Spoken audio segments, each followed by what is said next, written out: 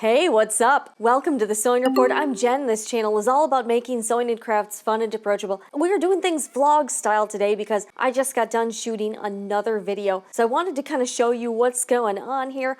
I've also been experimenting a bit with my newest sewing machine, the Juki DDL8700. So I wanted to share the latest with that. This is the current state of things. This is what it looks like when I film. I try to keep this workspace a little bit clear, but of course, towards the front, I can put anything there and nobody can see it. This is going to be the next Sewing Report project. Aren't these cute? They're little fabric baskets. And if you're wondering why the iPad is sort of a monitor for myself, so I can just make sure that I don't look crazy or have any hairs in my face, which is a constant problem. And I wanted to show you this. I ordered this a while ago from Amazon, and it's an off-brand accessory kit for the Juki DDL8700. I believe this also works with other similar models of the Juki. There's been some good and bad about this, so I will show you.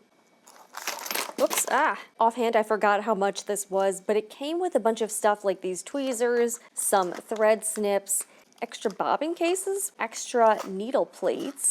What I've tried from the feet seems to work. All right, so the silver bobbins it came with, those are in pretty good shape, and I definitely feel like I can use these. They look just like the ones that came with the machine. The bad, they came with some black bobbins, but they're really dirty and they kind of seem rusty, so I'm not really sure if I'm going to use these. They look a little gross, so that's not cool.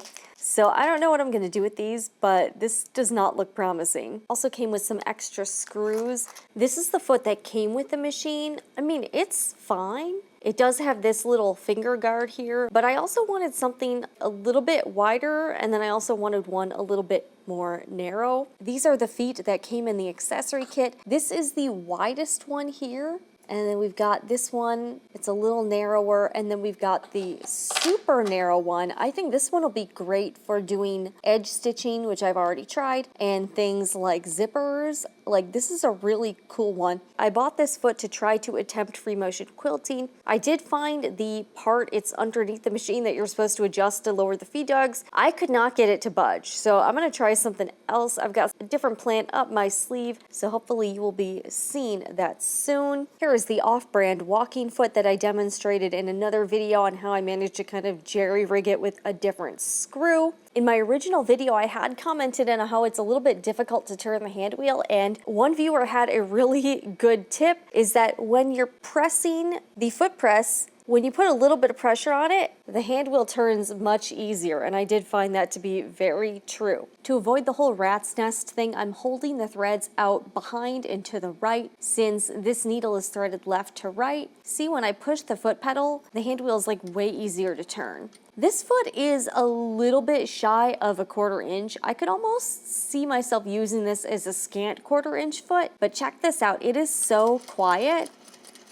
I'm a big fan of this machine so far, and I've been playing around with the tension and everything else, and when I sewed my latest project on it, it just felt so easy to sew on.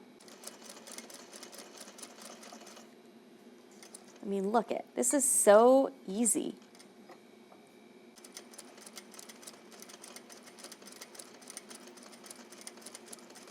When I was sewing my latest project, I used Aurifil 50 weight cotton thread. Normally it performs really well, but I did notice on this machine, whenever I was sewing over something with like a lot of layers or bulk, I would tend to get some thread breaks, especially at certain parts of the project, like where the seams joined, that kind of thing. So I've ordered a different brand of thread. It's polyester, and we're gonna see if that performs better. If it does, I might carry it in the Etsy shop, so I should be getting that in pretty soon. But I am looking forward to really just seeing what this Juki can do. I really like the machine so far. It is so easy to use. It's nice to sew on. I really enjoy it. And this is the reverse lever. It's really easy. The knee lift makes it a breeze. It's actually less expensive than some other Juki machines that are more tabletop models. This is under $1,000 with the table and everything. Let's change out the presser foot, and it is also super easy.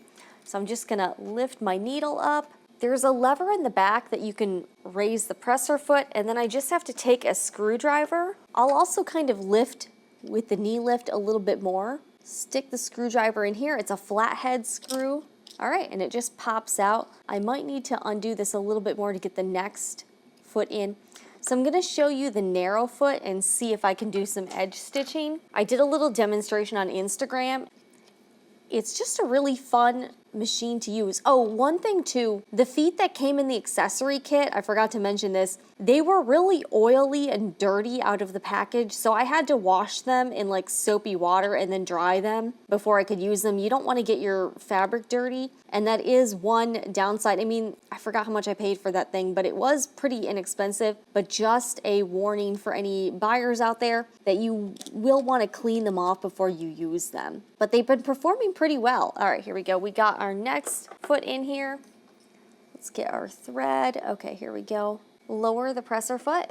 Check this out. Look how close to the edge you can get with this foot. You could also do zippers and the teeth really wouldn't get in the way. And it's a pretty quiet machine too. It's not super loud. I have the servo motor. This little knob on top adjusts the presser foot pressure. So if you turn it to the right, I believe that loosens it. Turn to the left, that tightens it. So this is my lineup of new feet for the Juki. What are your favorite feet for the Juki? Let me know down below in the comments. Do you have a favorite? Do you have any suggestions? Anything like that? I am on the lookout, but this has been a fun machine to sew on. I gotta say, so far, I love it. Pretty easy to use, and I haven't really had any major issues. As far as other projects go, I'm gonna be completely honest. I haven't been able to get a lot done. In fact, it felt so good just to get these guys done. I can't even tell you. Just with my mom's surgery and everything, and then I've had some other stuff going on, I just have been having a hard time just focusing on projects. I was trying to remember the last thing I did. I think it was an embroidered blanket for a birthday gift. I put a little design and a name on it. Although I wasn't super happy with my choice of stabilizer, I did soft cutaway, but in hindsight, I feel like I could have done tearaway and then the stabilizer wouldn't be visible on the back. So I'll insert some clips here so you can see. I do think it turned out cute, but I think my choice of stabilizer probably wasn't the best. And then this is gonna sound super lame, but I have so many external hard drives for my computer and I was getting them mixed up. So I took some permanent vinyl and I cut out and made labels with my electronic cutting machine as so will not be named.